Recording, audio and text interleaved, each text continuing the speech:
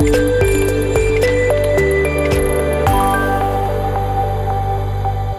నటుడు అలాగే ఎస్వి రంగారావు 108వ ఈ యొక్క జన్మదినం పురస్కరించుకుని ఈ రోజు అయితే కాకినాడ రాజ్యసభ సభ్యులు ఎంపీ ఎవరైతే సానా సతీష్ బాబు ఆధ్వర్యంలో ఈ రోజు అయితే పూలమాలలు వేసి ఆయనకైతే నివాళులు అర్పించినటువంటి పరిస్థితి ఉంది. ప్రస్తుతం మాట్లాడే ప్రయత్నం చేద్దాం. సార్ చెప్పండి, కాకినాడ ఎస్వి రంగారావు గారు ఎన్నో జయంతికి దీనికి సంబంధించినటువంటి ఈరోజు కార్యక్రమం చేపట్టింది.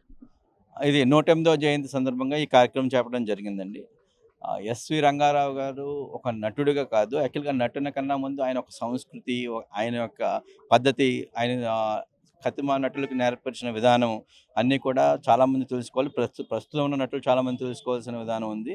అటువంటి పెద్ద ఆయన్ని మనం గౌరవించుకోవటం, ఇలాగా మనం విగ్రహం పెట్టుకుని ఇక్కడ చేసుకోవడం చాలా ఆనందదాయకమైన విషయం. ఇటువంటి వాటిల్లో మేము పాల్గొనటం, ఇది కులాలకు అతీతం.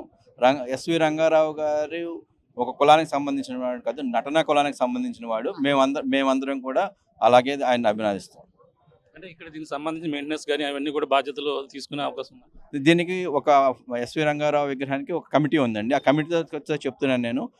ఇవాళ నుంచి నా చారిటబుల్ ట్రస్ట్ ఉంది. ఆ చారిటబుల్ ట్రస్ట్ నుంచి మొత్తం అన్ని కార్యక్రమాలు రేపే వర్క్ స్టార్ట్ చేయమంటాను. పేమెంట్ చేసి ఫర్దర్గా ఎప్పుడు కూడా ఈ మెయింటెనెన్స్ అంతా మన వాళ్ళు చూసుకునేటట్టు చేస్తాను. నా ఫౌండేషన్ చూసుకునేట్టు చేస్తాను. ప్రధానంగా చూసుకుంటే కాకినాడకు సంబంధించిన ఎంతో మంది నటులు ఉన్నారు.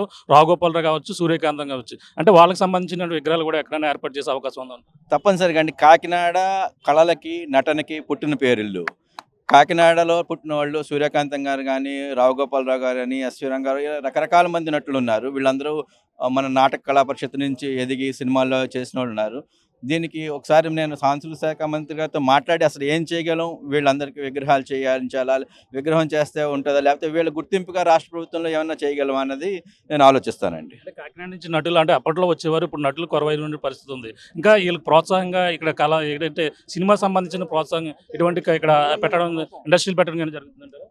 సార్, కాకినాడ ఒకప్పుడు నాటక కళా పరిషత్ నడిచేది. ఆ నాటక కళా పరిషత్ నడవటం ఆగిపోయింది, నాటకాలు ఆగిపోయింది. అక్కడి నుంచే నటులు పుట్టేవారు.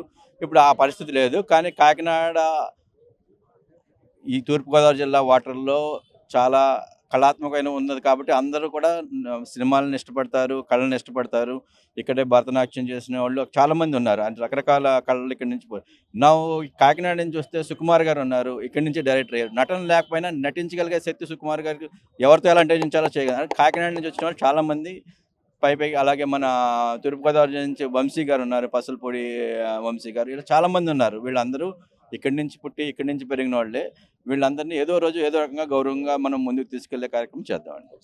చూస్తున్నా ఇది పరిస్థితి. ప్రధానంగా అయితే ఈరోజు ఏదైతే ఎస్వి రంగారావు యొక్క 108వ జయంతి పురస్కరించుకుని ఈరోజు అయితే రాజ్యసభ సభ్యులు సానా సతీష్ ఆధ్వర్యంలో ఏదైతే ఈ కార్యక్రమం అయితే చేపట్టారు. ఈ రోజు అయితే ఆయన విగ్రహానికి ఏదైతే ఈ యొక్క నాగమల్లి జంక్షన్ సెంటర్లో ఉన్నటువంటి ఆ యొక్క విగ్రహానికి అయితే పూలమాల వేసి నివాళులు అర్పించినటువంటి పరిస్థితి ఉంది. ప్రధానంగా కాకినాడకి అయితే గతంలో ఎంతో మంది నటులు ఇక్కడ నుంచే తయారయ్యారు. ఒక కళారంగాన్ని కూడా ఇక్కడ ఉండేటువంటి పరిస్థితి ఉంది. కానీ ఇప్పుడు అటువంటి వాటిని అయితే ప్రోత్సహిస్తాం. గతంలో కాకినాడ నుంచి నటించిన నటులు ఎవరైతే ఉన్నారో, అలాగే రావుగోపాలరావు కావచ్చు, సూర్యకాంతం కావచ్చు, వాళ్ళందరినీ కూడా గుర్తించే విధంగా వాళ్ళ విగ్రహాలను ఏర్పాటు చేసి, అలాగే ఇక్కడ ప్రత్యేకంగా తూర్పుగోదావరి జిల్లాలో ఉన్నటువంటి సినీ రంగానికి సంబంధించిన వారికి అయితే ప్రత్యేక గుర్తింపు వచ్చే విధంగా కూడా కృషి చేస్తానంటూ కూడా రాజ్యసభ సభ్యులు సానా సతీష్ బాబు గారు చెప్పిన పరిస్థితి ప్రధానంగా ఉందని చెప్పాలి. ఇది కూడా తాజా పరిస్థితి.